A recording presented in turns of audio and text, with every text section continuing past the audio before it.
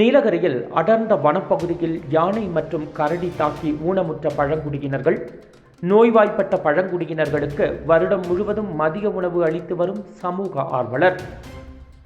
இயற்கை எழில் கொஞ்சும் நீலகிரி மாவட்டம் 55% வனப்பகுதி மிகுந்த மாவட்டமாகும். இங்குள்ள முதுமலை புலிகள் காப்பகம் வெளிமண்டலம் வனப்பகுதியில் அமைந்துள்ளது குறும்பர்பாடி கிராமம். இந்த குக்கிராமத்தில் இருளர் மற்றும் குறும்பர் பழங்குடியினர்கள் தமிழக அரசின் சார்பில் கட்டி கொடுக்கப்பட்டுள்ள தொகுப்பு வீடுகளில் பழங்குடியினர்கள் வாழ்ந்து வருகின்றனர். இங்கே வாழும் குறும்பர் பழங்குடியினர் பலர் யானை தாக்கி 70% ஊனமாகியுள்ளனர். கரடி தாக்கி வேலைக்கு செல்ல முடியாத நிலைக்கு தள்ளப்பட்டுள்ளனர். சில குறும்பர் பெண்கள் புற்றுநோய், பக்கவாதம் போன்ற நோய்களால் வீடுகளில் முடங்கியுள்ளனர்.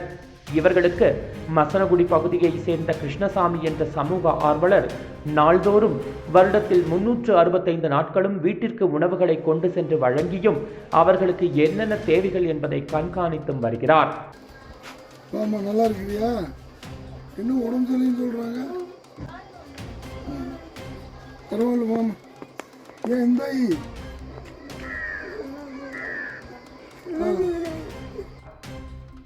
மதியம் 1 மணி முதல் 2 மணிக்குள் கிருஷ்ணசாமியை நம்பியுள்ள அனைத்து பழங்குடியினர்களுக்கும் உணவு முறையாக சென்றடையும்.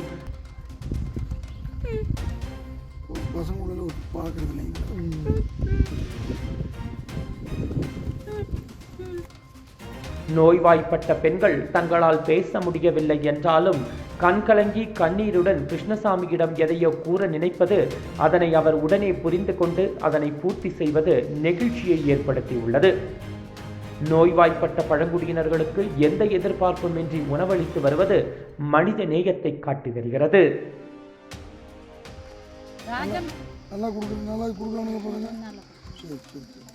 ராஜம்மா தெரியாதுங்களா? எனக்கு தெரியாம என்ன, எனக்கு தெரியாம என்ன. அது அவர் அங்க படுத்துறாரு பாவம். யாரு? எங்க வீட்டுல. நஞ்சா.